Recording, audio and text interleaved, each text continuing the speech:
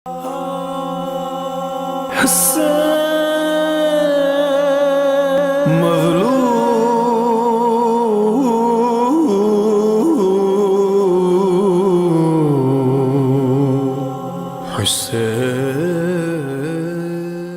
باللہ من الشیطان الرجیم بسم اللہ الرحمن الرحیم الحمد للہ رب العالمین والصلاة والسلام علی محمد وعلی آلہ الطیبین الطاہرین واللعنۃ الدائمۃ علی اعدائہم اجمعین اما بعد فقد قال رسول اللہ صلی اللہ علیہ وآلہ وسلم حسین منی وانا من الحسین احب اللہ من احب حسینا۔ محترم سامعین کرام، سید الشہداء امام حسین علیہ السلام جب مکہ میں قیام پذیر تھے اور سید الشہداء کو معلوم ہوا کہ یزید کے کچھ سپاہی بھیس بدل کر حاجیوں کے لباس میں مکہ میں داخل ہوئے ہیں اور جن کا مقصد یہ ہے کہ سید الشہداء کو قتل کر دیں، تو سید الشہداء نے حج کو عمرے میں تبدیل کیا اور وہاں سے پھر روانگی کا ارادہ کیا۔ یہاں تک کہ روایت کہتی ہے کہ عمر ابن سعید ابن عاص کی سربراہی میں ایک لشکر کو روانہ کیا یزید نے اور اسے امیر الحاج بنایا اور اسے حکم دیا کہ حسین جہاں کہیں بھی ملیں انہیں قتل کر دے۔ جب سید الشہداء نے یہ دیکھا کہ حرم خدا کی حرمت پامال ہونے والی ہے اور امام حسین علیہ السلام نے یہ نہیں چاہا کہ خداوند کریم کا جو حرم ہے وہ امام کے خون سے رنگین ہو، لہٰذا سید الشہداء نے مکہ کو ترک کرنے کا ارادہ کیا۔ اور ایسے موقع پر کہ جب حج ابھی انجام پانے والا ہے، یعنی 8 ذی الحج ہو چکی ہے اور کچھ ہی دن باقی رہ گئے ہیں کہ حج کے تمام مراسم جو ہے وہ ادا کر دیے جائیں گے، اور جہاں پر پوری دنیا سے لوگ حج کے ارادے سے حج کرنے کے لیے آ رہے ہیں، لیکن سید الشہداء خانہ کعبہ کو چھوڑ کر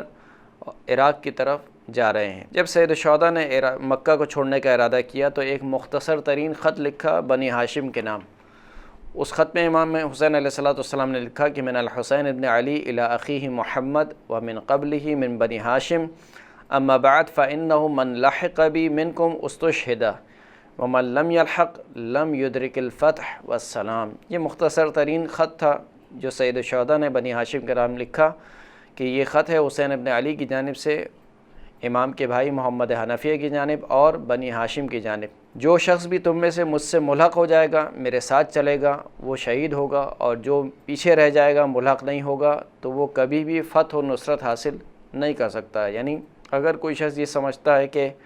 سید الشہداء کا اقدام صحیح نہیں ہے اور وہ بعد میں پیچھے رہ کر مثال کے طور پر یزید کی حکومت کو گرا دے گا یا کوئی اور کام کرے گا، بغاوت کرے گا یا خروج کرے گا یا قیام کرے گا، تو سید الشہداء نے پہلے سے خبر دے دی کہ جو ابھی مجھ سے ملحق ہو جائے گا وہ شہادت اس کو نصیب ہوگی، اور جو شخص ابھی مجھ سے ملحق نہیں ہوا وہ بعد میں بھی فتح و نصرت حاصل نہیں کر سکتا۔ اسی طریقے سے امام کا ایک خطبہ تاریخ کی کتابوں میں نقل ہوا ہے کہ جب سید الشہداء نے مکہ کو چھوڑنے کا ارادہ کیا تو ایک مرتبہ خطبہ ارشاد فرمایا کہ الحمدللہ وما شاء اللہ ولا قوة الا باللہ وصلی اللہ علی رسولہ خط الموت علی ولد آدم مخط القلادہ علی جید الفتات۔ حمد و ثنا کے بعد سید الشہداء نے ارشاد فرمایا کہ آدم کے بیٹے کے لیے موت اسی طریقے سے زینت ہے کہ جس طریقے سے ایک گلوبند گلے کا ہار ایک جوان عورت کے لیے زینت ہوا کرتا ہے۔ وما اولہنی الی اسلافی اشتیاق یعقوب الی یوسف وخیر لی مسرع انا لاقیہ۔ فرمایا کہ مجھے اپنے اسلاف سے ملنے کا ویسے ہی اشتیاق ہے کہ جیسے جناب یعقوب کو یوسف سے ملنے کا اشتیاق تھا، اور میرے لیے ایک قتل گاہ منتخب ہو چکی ہے اور میں انشاءاللہ اس قتل گاہ کی جانب جا کر رہوں گا۔ پھر اس کے بعد امام نے ارشاد فرمایا کہ نواویس اور کربلا کے درمیان میں دیکھ رہا ہوں کہ کچھ بھیڑیے میرا جسم جو ہے وہ چیر پھاڑ کر کے کھا رہے ہیں اور اپنے پیٹ کو بھر رہے ہیں۔ اور پھر امام علیہ السلام نے فرمایا کہ لا محیص عن یوم خط بالقلم رضا اللہ رضانا اہل البیت۔ فرمایا کہ جو قلم تقدیر نے لکھ دیا ہے اس سے بنی آدم فرار نہیں کر سکتا ہے، اور اللہ کی رضا میں ہی ہم اہل بیت اطہار کی رضا ہے۔ نصبر علی بلائہ ویوفینا اجر الصابرین۔ ہم اللہ کی بلا اور اس کے امتحان پر صبر کریں گے اور خداوند کریم ہمیں صابرین کا بہترین اجر عنایت فرمائے گا۔ اور پھر ارشاد فرمایا کہ جو رسول اللہ کے اہل ہیں وہ ان سے جدا نہیں ہوں گے، اور جنت میں جو مقام ہے، جس مقام پر رسول خدا ہوں گے، وہ ان سے ملحق ہو کر رہیں گے اور ان کی آنکھ کی ٹھنڈک بنیں گے۔ ادھر جب جناب محمد حنفیہ کو خبر ملی کہ امام حسین علیہ الصلوۃ والسلام مکہ چھوڑنا چاہتے ہیں، تو جس وقت محمد حنفیہ کو خبر ملی اس وقت انہوں نے وضو کے لیے پانی منگایا تھا، اور خبر ملتے ہی محمد حنفیہ رونے لگے اور اتنا گریہ کیا کہ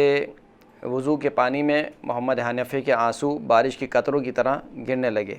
پھر محمد حنفیہ نے مغرب کی نماز پڑھی اور امام حسین علیہ الصلوۃ والسلام کی خدمت میں حاضر ہوئے اور عرض کی کہ یا اخی ان اہل الکوفہ قد عرفت غدرہم بابیک واخیک وقد خفت ان یکون حالک حال من مضی فإن اردت ان تقیم فی الحرم فإنک اعز من بالحرم وامنعہم۔ فرمایا کہ اے میرے بھائی، آپ اہل کوفہ کو اچھی طریقے سے جانتے ہیں کہ انہوں نے کس طریقے سے آپ کے بابا کو اور آپ کے بھائی کو دھوکہ دیا، اور مجھے خوف ہے کہ آپ کے ساتھ بھی وہی دھوکے بازی ہوگی جس طریقے سے آپ کے والد اور آپ کے بھائی کے ساتھ ہوئی۔ پس اگر آپ اس حرم میں یعنی مکہ مکرمہ میں رک جائیں تو آپ سے معزز تر اور محترم تر کوئی شخص نہیں ہے کہ جو اس حرم میں قیام کرے۔ سید الشہداء نے جواب دیا کہ یا اخی انی اخشى ان تغتالی اجناد بنی امیہ فی حرم مکہ فاکون کالذی یستباح دمہ فی حرم اللہ۔ فرمایا کہ اے میرے بھائی، مجھے خوف ہے کہ جو یزید کے سپاہی ہیں وہ مجھے اس مکہ میں گرفتار کر لیں گے، اور میں وہ شخص ہوں گا کہ جس کا خون اس حرم میں یعنی مکہ میں بہایا جائے گا، اور میں اس بات کو پسند نہیں کرتا کہ میرا خون مکہ کی سرزمین پر بہایا جائے۔ پھر فرمایا کہ یا اخی لو کنت فی حجرۃ حامۃ من حوام الارض لتستخرجونی منہ حتی یعتلونی۔ فرمایا کہ اے میرے بھائی، اگر میں بلوں میں بھی چھپ جاؤں یعنی جانوروں کے بلوں میں بھی چھپ جاؤں تب بھی یہ بنو امیہ کے افراد مجھے نکالیں گے اور مجھ پر جو ہے وہ ظلم و زیادتی کریں گے۔ پھر اس کے بعد جو ہے وہ سید الشہداء نے اپنا سامان سفر آمادہ کیا، لوگوں کو آمادہ کیا، اپنے ساتھ جانے والوں کو آمادہ کیا، اور جب بنی ہاشم کے خطوط ملا، وہ خط ملا مختصر ترین جو سید الشہداء نے بنی ہاشم کو لکھا تھا، تو کئی افراد بنی ہاشم کے سید الشہداء کے ساتھ ملحق ہو گئے کہ جن کے نام تاریخ میں نہیں لکھے ہیں۔ پھر جب اس دن کی صبح ہوئی کہ جس دن امام حسین علیہ الصلوۃ والسلام مکے کو ترک کر کے عراق کی طرف جانا چاہتے تھے، تو ایک مرتبہ پھر محمد حنفیہ آئے اور امام حسین علیہ الصلوۃ والسلام کی سواری یا جو ناقہ تھا اس کی لگام کو تھام کر کہنے لگی کہ بھیا جو کچھ میں نے کہا تھا آپ نے اس پر غور نہیں کیا۔ امام نے فرمایا کہ میں نے اس پر غور کیا۔